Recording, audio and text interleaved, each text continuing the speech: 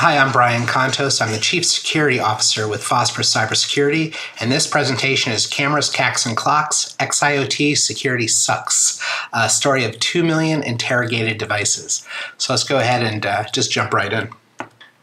So first off, what is XIoT? So fundamentally, XIoT is a combination of three disparate but overlapping areas. The first is what we might consider enterprise IoT, or Internet of Things. Those are things such as printers, voice over IP phones, KVM switches, UPS,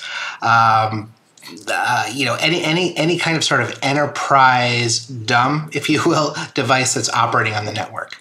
In addition to that, those are network devices, such as network-attached storage, wireless access points, load balancers, switches, so on and so forth.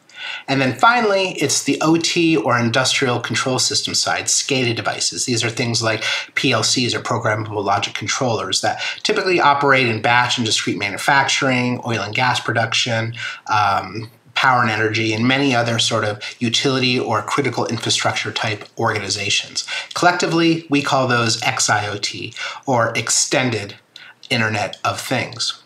Now, these are purpose-built devices, typically with specific hardware and software. They're usually running operating systems we're all familiar with, like Linux, Android, BSD. Sometimes on the OT side, it's a real-time operating system like VxWorks. They're network connected. Not all OT devices are network connected. Most are these days, but certainly on the enterprise IoT and on the network device side, hence the name network, they're network connected. And they can't run endpoint security, which is a big one, right? I mean, we talk about our servers, our workstations, our laptops, a critical database, whatever the case might be, even in a virtual machine, we're going to have some of endpoint security, anti-malware, intrusion prevention, localized firewalls, so on and so forth. These devices, you cannot do that. So at Phosphorus Cybersecurity, we've been researching this space for over 5 years. We've looked at millions and millions of devices across public companies, private companies, healthcare, financial services, military, government, you name it. And in doing so, we found some really interesting sort of trends and statistics and use cases, as well as a group of devices that we like to call the devices that suck. Not because they suck in terms of how they operate, but their security certainly is lacking. So hence the title for this presentation, but we'll get into that in just a little bit. So I want to share just a couple kind of interesting things here. I recently went on Shodan, and I think most of you are familiar with that. It's like a Google search, if you will, for devices that are connected to the internet. And I just typed in words like camera, voice over IP phone, printer, UPS, things like that. It's not a very scientific study, but I just wanted to see roughly how many of these devices were exposed. And there's probably some percentage of honeypots and some percentage of mistakes there, but even if it's 5% or so, still we have about 5 million cameras. We have over 250,000 voice over IP phones, printers about 83,000, and I have no idea why, but over 13,000 UPS systems connected. Now, XIoT devices don't need to be internet accessible to be attacked and manipulated and used for a number of nefarious things, but it's certainly one way in. In fact, most attacks we're seeing today, interestingly enough, like a phishing attack, they're going after someone's laptop. And then once they get in through IT, they're looking for XIoT devices to pivot to. And then from there, they're attacking both XIoT and IT assets, even cloud assets from those XIoT devices because they can maintain persistence and avoid detection. But we'll talk a little bit more about that in a couple of use cases in just a moment. But a funny thing about this, maybe it's not too funny, but take UPSs, for example, so uninterrupted power supplies. Generally speaking, if you have something plugged into that, it's because it's really important because you don't want the power to be interrupted. And one of the most popular brands is APC. It's a very common UPS that we see out there. Now, if you go onto Google and you just type in default password for APC UPS, you'll find very quickly it displaying saying, hey, the password is APC and the username is APC, and they're both lowercase. I've never seen an APC UPS system where the password is changed. In fact, we have a running joke at Phosphorus that is, if we ever actually find an APC UPS system where the password and username aren't APC in lowercase, we'll buy everybody in the company a steak dinner. We've been eating a lot of chicken. So all this to say that one of the easiest ways to get into a lot of these devices are, number one, is it internet accessible? And number two, does it run the default creds? That's all the hacking is involved, if you can call it hacking. Now, nation states get this. Cyber criminals get this too. nefarious operators have taken notice of XIoT over the last few years.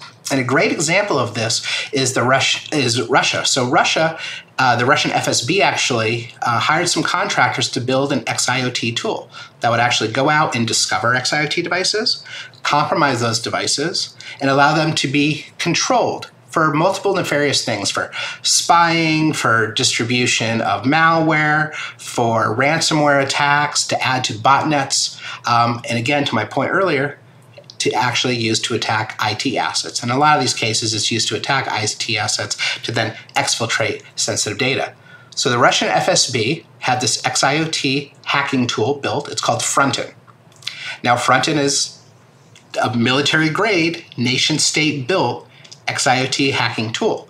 Unfortunately for Russia, the Digital Revolution Hacking Group got wind of this. They actually stole a copy of the tool and they released it online. So if you go to some of your favorite torrents and places where you get such tools and you can read Russian, you can have access to a nation-state grade, military-designed XIoT hacking tool available to the world. So again, nation states are taking interest in these types of tools. Another example of nation states is China. So China actually kind of skips the middle ground. So instead of having a device to go out and find XIoT devices or malware to compromise those devices, they actually manufacture the devices with the malware pre-built. So it's already inside. You just skip that middleman. And I'm not calling out China or all Chinese companies. There's just a few companies that certainly have been identified here. In fact, in the United States, we've actually passed a law that prohibits the use of many of these devices in government organizations and with government contractors. Those are things like Hikvision, Huawei, ZTE, and a few others. And some of the problems with a few of these, and I'm not going to call it the specific brands, but some of them have a little light on them. That's green or red. So green means I'm recording video and I'm recording audio. Red's supposed to mean I'm not recording video, I'm not recording audio. Pretty simple, right? But what we found in some of our testing is when you actually say stop recording video and stop recording audio, it does turn the green light to red, but it still continues to record audio and video. Furthermore, it's piping that information out to some location remotely, which theoretically is making its way back to whoever designed this malware in the beginning, this organization in China. So these are architectural capabilities that have been built into these devices specifically to spy on organizations. And a lot of the compromises that you see in IoT, or a large number of them, are about spying. It's about, oh, I can see you, I can hear you, I can use this to capture data. You see other attacks that are more physically based, like I'm going to shut your power off, stop your elevator, modify your HVAC system, open all the doors to your building. Those are kind of physical arena attacks. And then there's the other attacks, the ransomware, compromising 10,000 devices so you can do cryptojacking, so mining cryptocurrency. Actually, a lot of organizations, sadly, detect that their 10,000 security cameras have been compromised and been uploaded with a crypto miner. Not because of some great cybersecurity tool or some XIoT security tool or some great incident responders. It's their power bill. Their power bill is a lot higher because, as most of you know here, if you're mining crypto, it takes a lot of power and energy. So certainly attacks like that. But again, the biggest ones are using these devices to attack IT assets and hide, maintain persistence and evading detection, then allowing me to attack other tools. So this is just one example. China is not the only country that has devices like this that are doing nefarious things, but it was interesting that Russia built a tool specifically to attack these tools, and China ships the tools already with nefarious capabilities built in. Now, going back, one of the cameras here that's been banned is Hikvision. So we already know Hikvision's kind of makes a malicious camera. Well, in addition to that, just announced, and this was on August 23rd of 2022, over 80,000 Hikvision cameras were found to be exposed online. So just like we saw in that search that we did for cameras a little bit earlier using Shodan, 80,000 cameras that were Hikvision specifically that were vulnerable to a critical command injection flaw. So not only do they ship with kind of malicious design, but they also have vulnerabilities on them too that can be exploited by other attackers. And in this case, it was discovered that over 2,000 organizations across about 100 countries had not applied the security firmware patch that had been available all the way as far back as September 2021. This doesn't surprise me at all, and I'm going to share some statistics with you in a little while, but a lot of the firmware that we come across is like 6-7 years old, and a lot of it has actually been end-of-lifed beyond 6 or 7 years. So the fact that this patch was around for over a year, we think of that for maybe a mobile phone or a laptop. Oh, why would you wait a year? For a lot of these devices, they're simply not being managed. So I'd be remiss if I didn't talk about the Mirai botnet if I'm talking about XIoT security. This was kind of the godfather, or the grandfather, if you will, of XIoT attacks. It started back in 2016, so that's why I call it the grandfather of these attacks. So what was it essentially? So people were using Shodan or other tools to find internet-connected cameras. At least that's where it started. So once they found the cameras, they said, furthermore, I want to see if they're running the clear text protocol telnet. Okay. So I found the cameras now, they're internet connected, they're running telnet. Furthermore, I want to see, are they running default passwords or maybe one of about, 8 or so pretty common passwords that we run across? And sure enough, they were able to find these cameras. Well, just with those basic searching, and remember, we're not hacking anything, we're looking for a camera that's connected to the internet that's running telnet with a default or a relatively common password. That's it. No hacking involved, nothing was exploited. Just creating a botnet predicated on that set of cameras, they're able to, these various users, were able to use the Mirai botnet to control these cameras to conduct DDoS attacks that were very impactful on big companies with big networks, right? Reddit, Netflix, Sony, PayPal, Twitter, GitHub, and a few others, especially some big telecoms as well internationally. And it took them down. Just a few little cameras, right? But the cameras collectively had massive sync process and network capability. But this is what's even more interesting about Mirai botnet. Because there's a lot of white labeling and shared libraries in the XIoT world, that means the build that went into this camera might be very similar to what was used in this printer or this voice over IP phone or this audio video equipment. So they're being deployed running telnet with the same default passwords, maybe the same vulnerabilities and things like that. So even though I'm sharing your library that's allowing me to do ABC, that library also has vulnerabilities XYZ, and I'm sharing that and sharing that and sharing that. So what we found is, even though they started with cameras, this expanded way past cameras and started including printers and phones and other devices as well. What's also interesting about this is it was way back in 2016, we still see devices today when we're out at customer sites, and we're all over the world, so this isn't just specific to one country or another, that are still vulnerable to the Mirai botnet back from 2016. They're still vulnerable. And we're even finding devices that have Mirai botnet still on them because they've never been fixed. Hey, as long as the printer's printing or the camera's recording, we don't really know how to manage it or who's managing it or what to do, so just let it do its thing. They're not being monitored. They're not being managed. So again, maintaining persistence, evading detection is a big deal. This is back in 2016, and things really haven't gotten any better. So this is a little bit more recent. So this is an attack that was announced by Mandiant called Quiet Exit, and this was May 2nd of 2022. So pretty recent. And this is all about achieving that persistence from this APT. So what these attackers did is we feel they got in through phishing attacks, again, through a laptop, social media, whatever the email or whatever it was, they got in through some type of attack that got into someone's laptop. We all know there's a gazillion ways to do that. So once they're on the laptop, they started looking to pivot to XIoT devices. Why? Because no one's looking at them. Also, they generally have default passwords. If they don't have a default password, they're probably running an old firmware with lots of vulnerabilities that can be easily exploited. A lot of these guys receive levels 8, 9, and 10 level CVEs on a score of 1 to 10, 10 being the worst.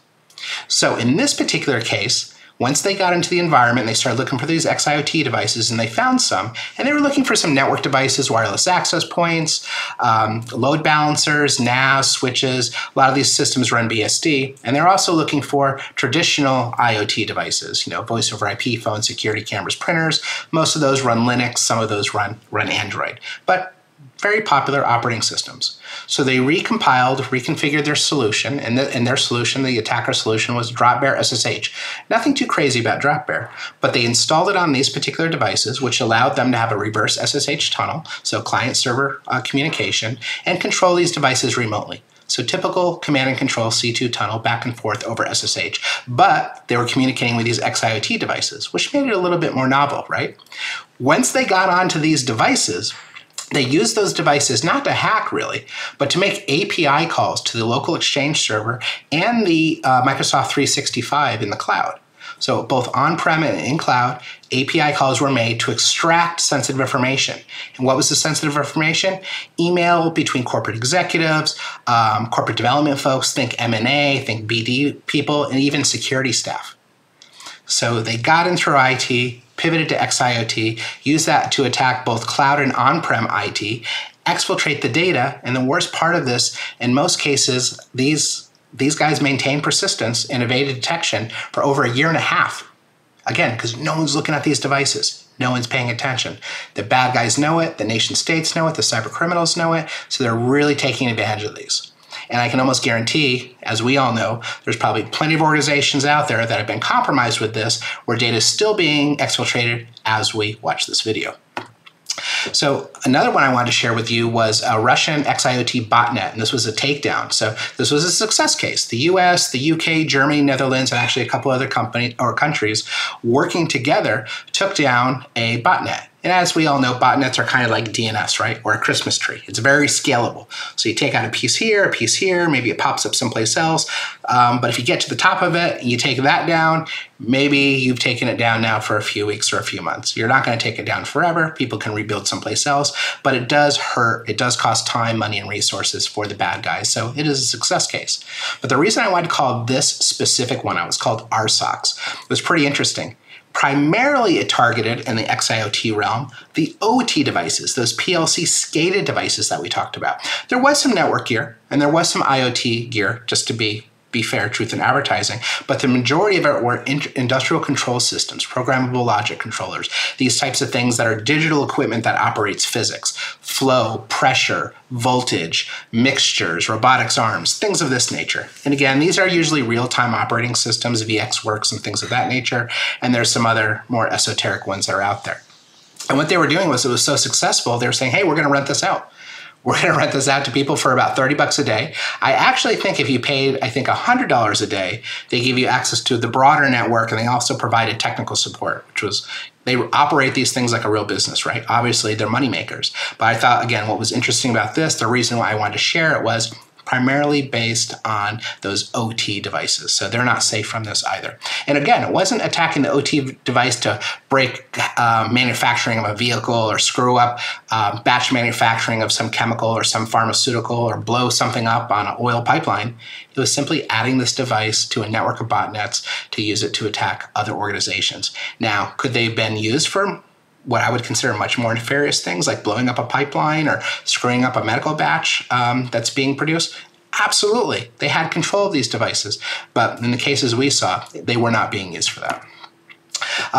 Another example on the OT side, and again, OT makes up one of the three pillars, of course, for XIoT. This was an attack on Siemens. And how we think of attacks on the IT cyber side today is a little bit different than these, because they're really, really basic. So basically, if you sent packets to this specific device, and this was called the S7 Plus crash, that was the name of the attack. You send packets over TCP port 102 to a remote device. It's unauthenticated. Most of these not most, but a lot of these devices operate with no authentication.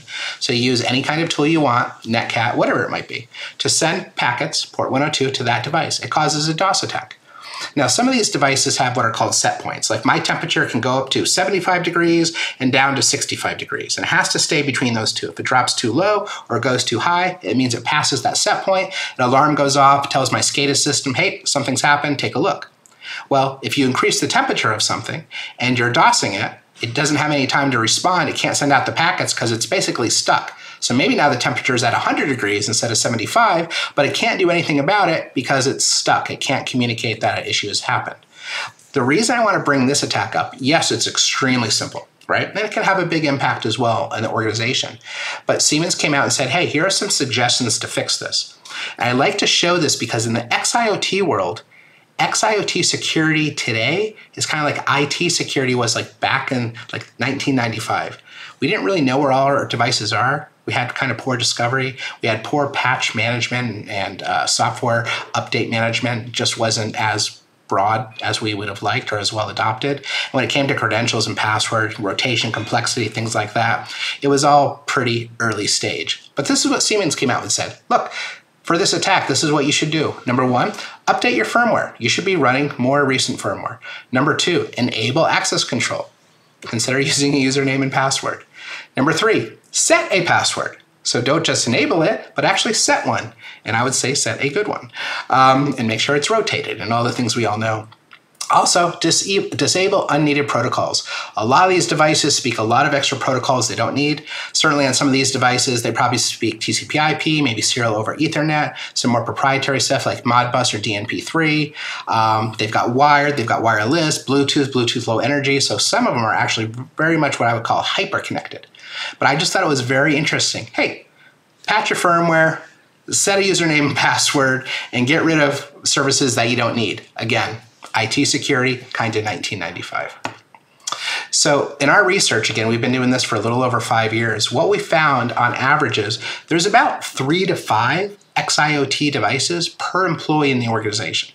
So a 10,000 person organization probably has somewhere between 30 to 50,000 XIoT devices. Now, when we go into an organization at the beginning of a proof of value, a POV, and we say, hey, take a guess, what do you think you have? Almost consistently, they're off by 40 to 60%. They say, hey, Brian, we think we have 20,000. In the back of my head, I'm thinking, okay, so they got about 40,000 devices, and that's about what it turns out to be. Now, there's a bit of a curve on this. So, for example, a law firm, they're going to have a little bit fewer. A retailer or somebody that's working with industrial control systems, they're probably going to have a lot more. So there are some differences, but on average, what we see, healthcare, financial services, on and on, about 3 to 5 devices per employee. And it's always a lot more than people think they have. So what percentage of XIoT devices operate with default passwords? So think about that. What do you think it might be? It's actually about half. About half the devices operate with default passwords. As I just said, go Google default password APC UPSs. It's no super secret.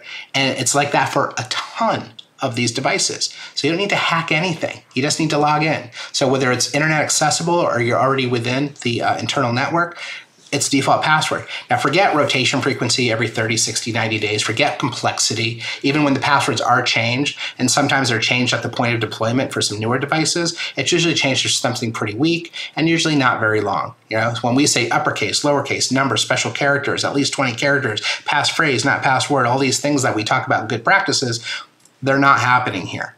Right? And there's a bit of a curve to this one as well. We say 50% on average, but UPS systems, as I mentioned before, that's closer to like 100%. When we talk about audio video equipment, we find that's actually in the high 90s. Now, there are some devices, again, where the passwords changed at implementation.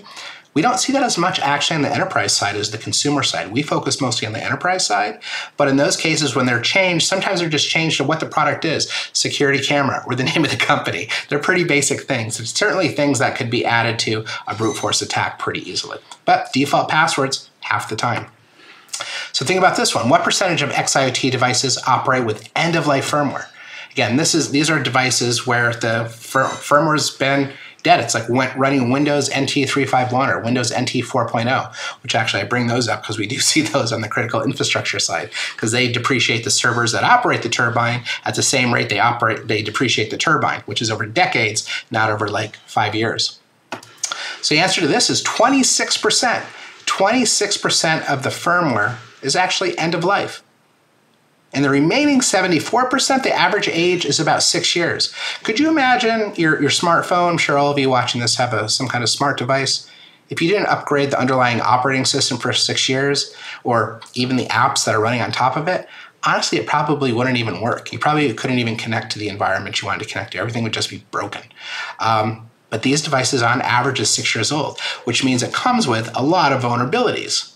So think about this. What percentage of XIoT operates with end-of-life firmware? We said that was 26%. Look what comes along with this. We're seeing that about 50% of the devices have CVSS scores, again, 1 to 10, 10 being the greatest, CVS scores of 8. 50% of them have level 8. That means they're very hackable. An additional 18% have 9 and 10. That means very hackable with almost zero skill, remotely done, and to give me full administrative access to that device. That's 68%. That's almost 70% of all the devices have level 8, 9, and 10. That's crazy. If I just told you your IT assets had that, you jump off this video right now and go fix them.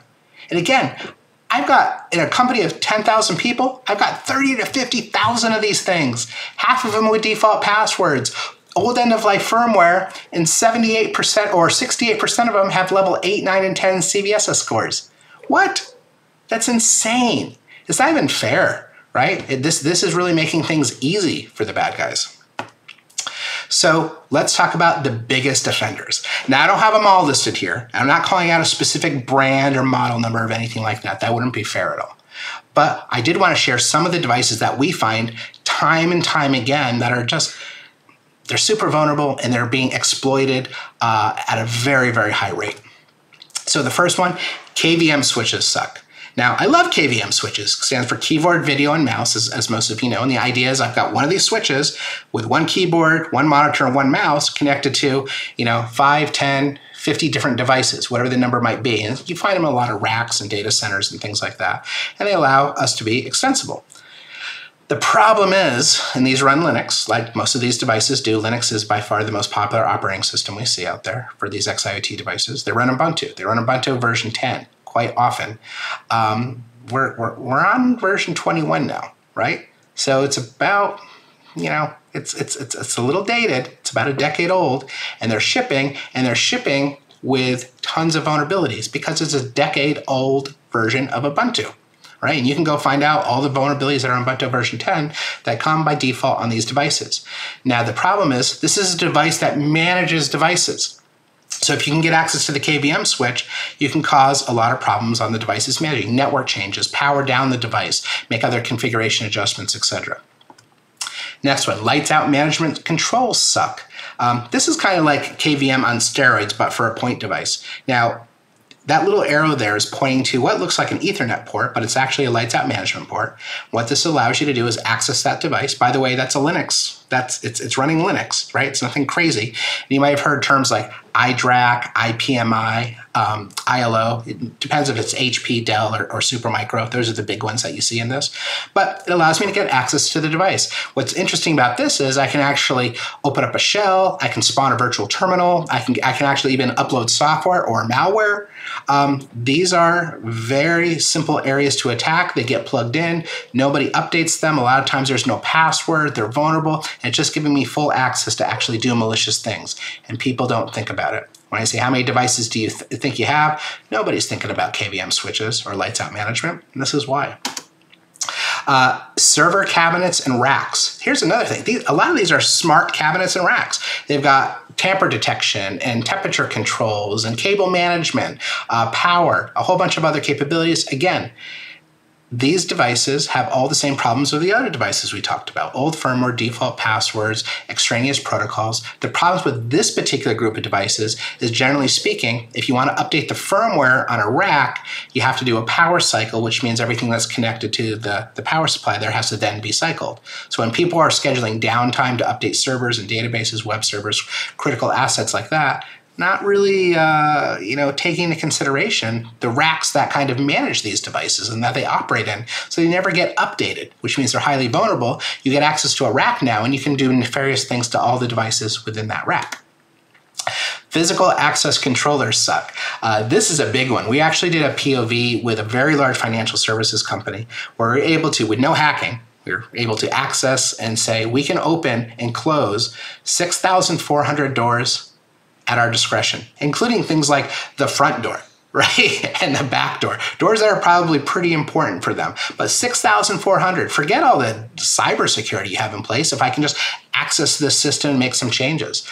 There's a very popular version of physical access control called Nortec Security Control. I don't want to pick on them, but it's pretty well known that they were shipping with CVSS scores of 9.8 out of 10 and 10 out of 10 on their devices. So as you unpackaged it, you took it out of the box, you took it out of the wrapping paper, oh, it looks so great, you're all excited, you plug it in, it's got level 10 vulnerabilities on there, just right out of the box. So craziness. And this is allowing people to do really malicious things, because we talked before about shutting down power, stealing intellectual property, doing cryptojacking. Well, this is actually physically unlocking, or maybe during an emergency, locking doors that shouldn't be locked. So there's a lot of crazy things that could happen there with physical access controls.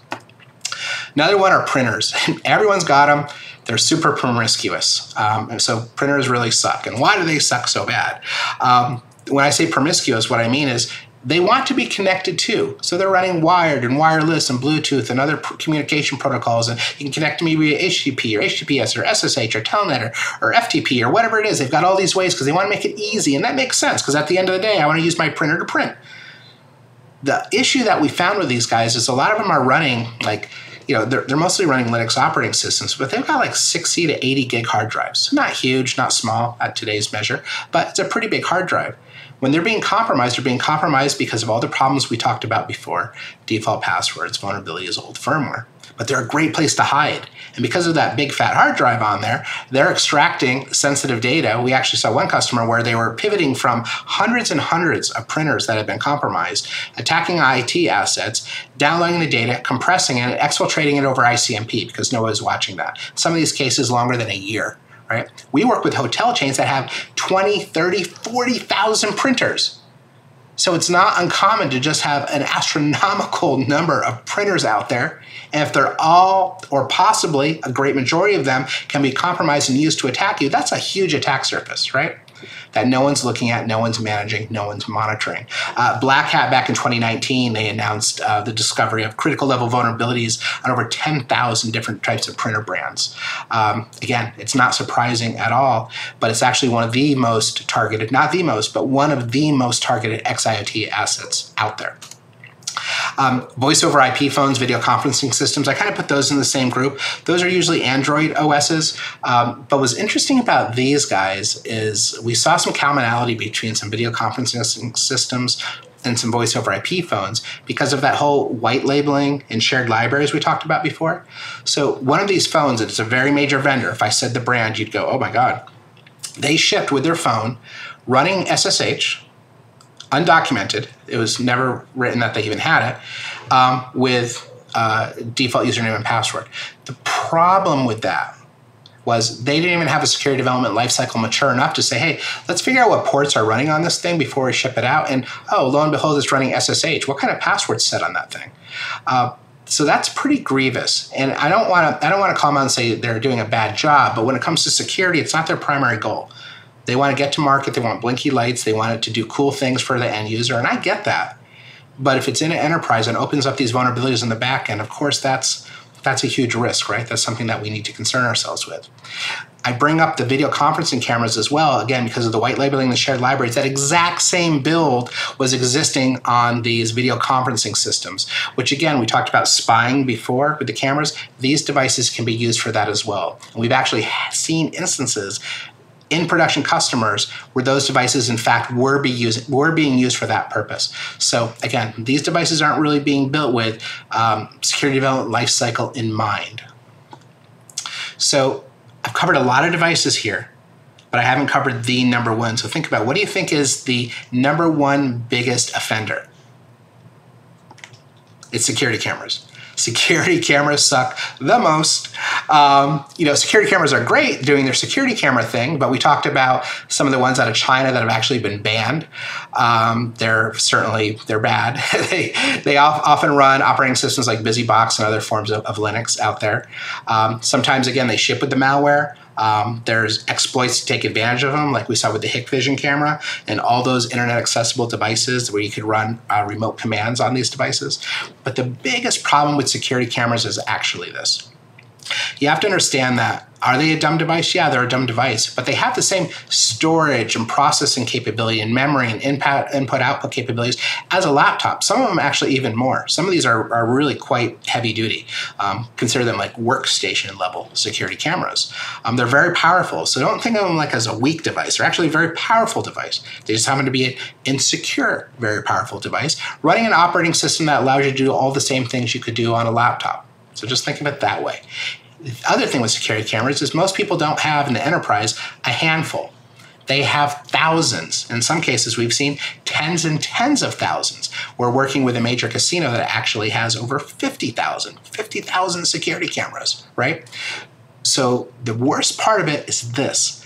When we're talking to these organizations, they say, hey, here's the problem. We can come in here and help you. Who manages these? Oh, it's corporate security, I think. And they're like, oh, no, it's network operations. Not us. It's the IT sec group. No, it's a third-party vendor. So it's kind of like the end of Spider-Man. Everyone's point, who is it? It's this guy? Is this that guy? So nobody wants to take responsibility. And I get it, because historically there was no way to really fix these devices at scale safely. We're going to have somebody, a football team of people with a paperclip to go do a physical reset to update the firmware. That would be nuts, right? You never do it. So if you can't, what happens? It's just not done. And that's what the bad guys are counting on, that you're just not going to do anything. Now, we've mostly been talking about enterprise XIoT, a little bit on the industrial side with OT, but I want to call it just a few other areas before I go deeper. There's also Internet of Battlefield things. These are tied to all the military devices out there. There's certainly things that are specific to the industrial side. We kind of got the tip of the iceberg there, but there's a lot of very specific purpose-built devices for batch and discrete manufacturing, oil and gas, power and energy, water, traffic, sanitation, agriculture, you name it. That's a really big realm of the OT devices, right? Healthcare also has a lot of specific things. Another big one is things like smart buildings, smart cities, smart ships. The difference between smart ships and smart buildings is one floats. They're all the same devices, to be quite frank. But if you look at this all collectively, it kind of gives you, okay, wow, beyond the enterprise, this actually has a global impact, right? On cities and counties and states and countries and regions. Everything is ultra connected. And if you think about the first unofficial IoT device was back in the 1980s. It was a Coke machine that was an ARPANET, okay? But then we fast forward to the 90s and we had a TCP/IP toaster that was connected. That was the first official IoT device. Well, Dublin, Ireland is the first official smart city.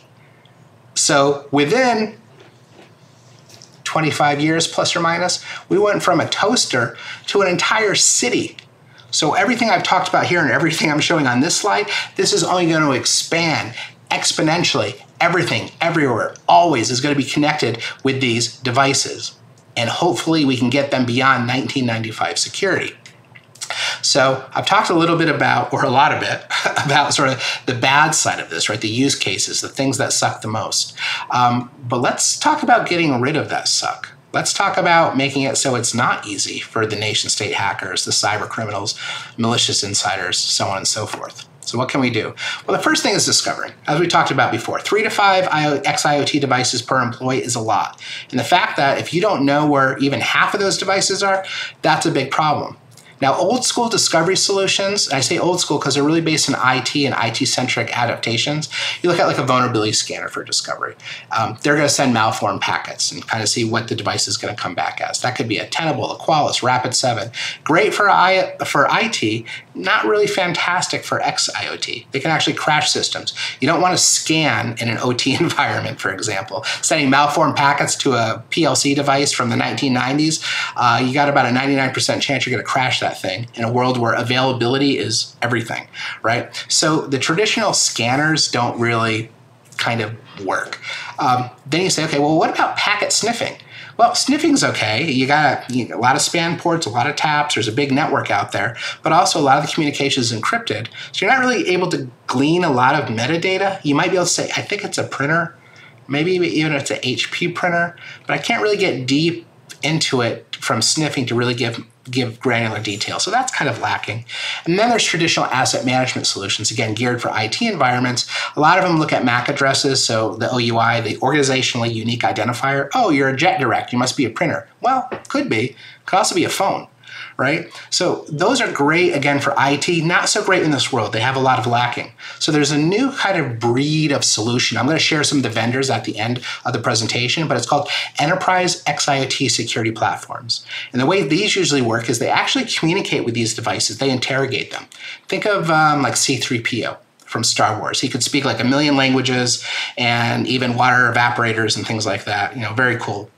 So being able to not scan the device, not sniff the device, but communicate with that device in the way it was designed to be communicated with, and being able to scale that for up to 1 million types of devices, That's really key, because now that you can communicate with it, you can extract much more data. Firmware model, model number, serial number, ports and protocols that are operating, credentials, all the little isms within that product can be pulled out through that interrogation. So that gives you a very robust sort of starting point. Now I know what I've got. And it's not based on some packet scanner that was developed or based on technology in the 1990s with malformed packets or sniffing. It's actually communicating, interrogating these devices, right? So that's step one. The other part of this is upgrading firmware and hardening. So now we found the devices. Now I want to remediate it. I actually want to fix it. So back in the day, a lot of people said, well, there was really no way to fix it, so we're going to hide it behind a VLAN. And nothing against VLANs. I think VLANs do add a level of security, but man, if you're a 10,000 person company, again, 30 to 50,000 XIoT devices, you're going to VLAN all that stuff off. And VLANs aren't the end all be all of security. Plus, what are you VLANing off? You're VLANing off devices that have bad passwords, old firmware, full of vulnerabilities, kind of covering your ears and your eyes and just hoping nothing's going to happen. I mean, think of it this way, like I'm typing and, oh, I cut my hand, my left hand's bleeding, and I really need to go to the doctor and get this looked at. But instead, I'm going to put a sandwich bag on it and wrap it up with duct tape. Okay, well, now I'm not getting blood in my right hand or my keyboard, so that's good, I guess. But I still got a bloody hand in a bag, which is really not the best thing to do. In a VLAN situation, you're still saying, I got all these vulnerable, broken, defaulted password devices, but they're behind a VLAN, so it's okay. Not a great approach. It's great to use in addition to fixing your devices, but who wants to do that? You would never do that with your IT assets. Why would you do it with XIoT? Now with enterprise XIoT security platforms, part of what they do is say, okay, I know what my device is, I can communicate with it, I can also upgrade the firmware. And because of the interrogation process, there's a lot of minutia that can be extracted, like, hey, I'm on version 7, the latest version is version 10. Can I go right from 7 to 10, or do I have to go 7, 8, 9, 10? Or let's say I'm on version 5, and there's a log4j vulnerability on version 5. We tell the vendor goes, look, we're not going to have a fix for this version 6 for like another 7 months. I can't wait that long. Everybody and their brother's hacking everything with log4j right now. But version 4 didn't have that. So maybe I want to downgrade my devices until that new version is actually available. So when you do that interrogation as part of the discovery phase, you actually have that type of knowledge, which is really, really cool now. So now I can actually upgrade the firmware and downgrade the firmware if I need to as well, and do pre-flight checks to make sure that, hey, I'm not basing this on a MAC address. I actually know this is an MRI machine, or I know this is a printer, because the last thing I want to do is don't want to turn my MRI machine, that's $2 million, into a printer that's $500 with the wrong firmware. People tend not to like that, right? So you have to have very high levels of accuracy. In fact, you have to be 100% accurate. There's no room for 99%, certainly 50. 100% accuracy during discovery, so you can do the upgrading of the firmware. And while you're doing that, we talked about the Siemens stuff earlier with the OT hack by sending TCP packets to port 102. Siemens said, hey, turn off some of the protocols you don't need. Well, in hardening, you might say, you know what? I only want to run wired. I don't want to run wireless on all my printers, for example. And no more Bluetooth Low Energy. And no more clear text protocols. In fact, I just want to run SSH and HTTPS, period. Port 22 and 443, that's it. Anything else for this particular set of devices, I want to change it. And I want to do that for just devices in North America, or just HP printers, or just HP printers model ABC 123. So you can be very, very fine-grained in how you push it out. And you can push those out manually, one at a time, or say, I'm going to batch those up into a large group, right? So again, that's another value add that you get from these enterprise XIoT security platforms. And again, this is a relatively new thing. These haven't been around. It's not like a firewall or IPS or a scanner. It's been around forever. So I found my device, I've fixed the firmware, I've hardened the device. Now I get into credentials and certs. So PAM solutions, things like CyberArk, Thycotic, HashiCorp, some of these others that you see are great. They're fantastic tools. They've been used forever and they add a lot of value. They store your passwords, they have rotation policies, frequency, complexity, all that. But they don't speak to XIoT. They can't, and they don't want to have to build that. So these enterprise XIoT security platforms that are, again, like C3PO, they can talk to all these devices and say, hey, there's 50,000 devices on this network. I'm going to automatically enroll them in CyberArk, for example. And in doing so, I'm actually going to also tell CyberArk, just like I knew the firmware upgrade paths, I'm going to tell you for my credentials, hey, this guy can only take a 4-digit PIN. This guy can take 10 characters, but he can't use a backslash, escape sequence stuff for like SQL injection, whatever. Or this guy can go up to 20 characters, but it can't use the number 9. We see all sorts of crazy things. I don't know who designed some of these, but there are some crazy isms that are related to that. Well, all that intelligence is put in when you create that policy automatically enroll that device. So I've just enrolled 30,000 devices. This group falls into this category, this group that, this group that.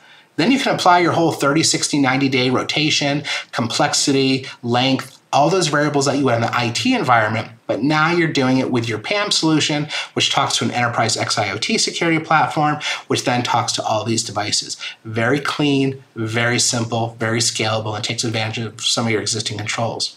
The same thing applies to the certs. You might find out that, especially on the network side, I've got a wireless access point that's like TLS version 1.1 or 1.2. Go, ugh, it's too old. Or it's a self-signed cert. Or it's an expired cert. We see this all the time, not just on network devices, but other XIoT devices too. But wireless access points are a big offender in this world. So by talking to those devices that manage the certs, just like PAM for managing the credentials, you can go ahead and make those changes and make those updates. So I found my device, I'm managing the firmware, I'm hardening the device, I'm managing credentials, I'm managing the certs. Now you're getting your XIoT devices to the level of your IT security, which is pretty incredible because your solution before was do nothing, cover your eyes, cover your ears, and hope that nothing happens. Maybe VLAN a couple of your devices if you can get at it, but probably not. So we found our devices, we fixed our devices, and you'd be remiss if you said, okay, that's it. What you want to do is you want to have those devices automatically reinterrogated, probably on a daily basis. That's kind of the gold standard, right? And by reinterrogation, what I mean is let's reconfirm that, yes, you were on version 7 and you're still on version 7 of the firmware, and that's the latest version.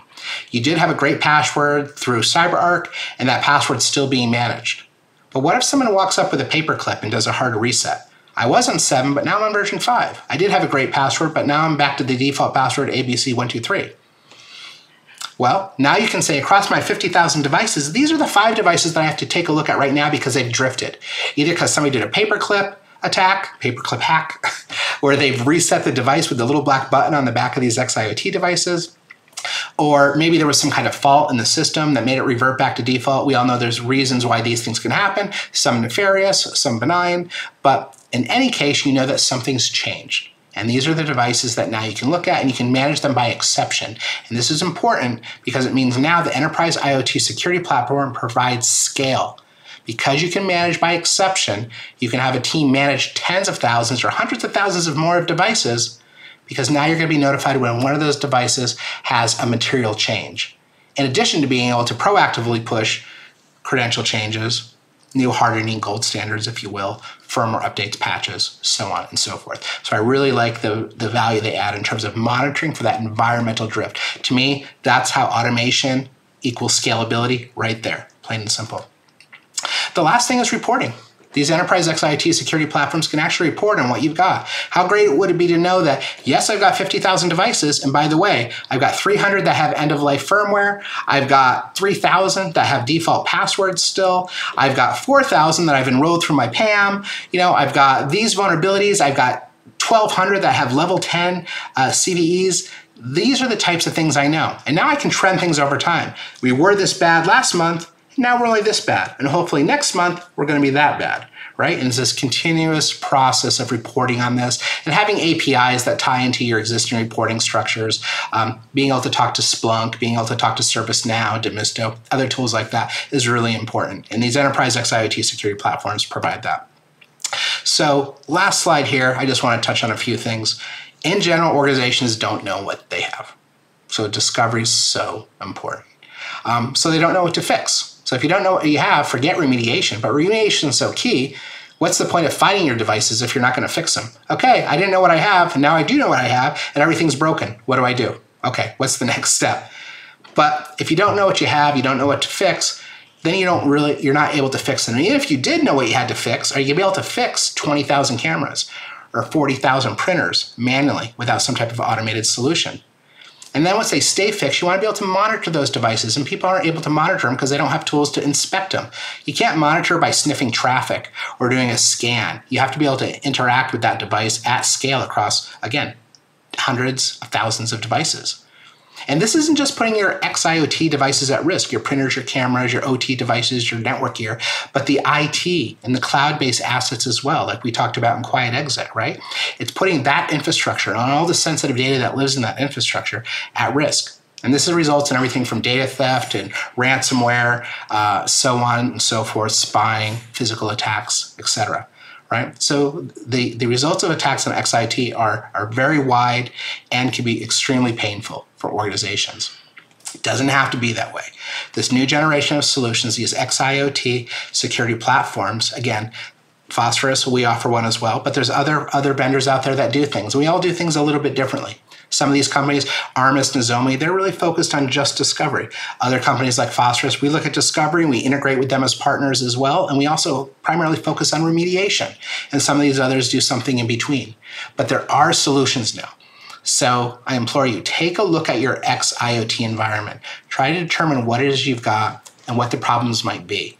And if you think you might be in a situation where, hey, what Brian just covered in this presentation makes some sense, I think I'd like to kick the tires, reach out to Phosphorus or some of these companies and say, hey, I'd like to do a proof of value.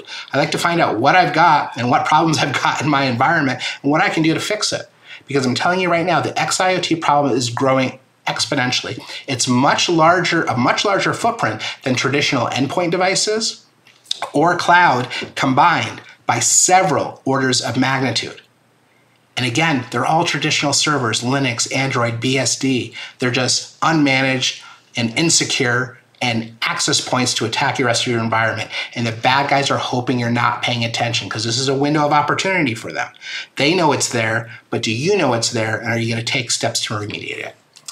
So with that, thanks everybody for listening to my presentation again. I'm Brian Contos. I'm the Chief Security Officer with Phosphorus. If you'd like to reach out to me, here's my email, and you can hit me up on LinkedIn and Twitter. I'd love to chat more about XIoT security platforms and certainly what Phosphorus and some of these other players can provide you. Have a great rest of the event. Bye-bye.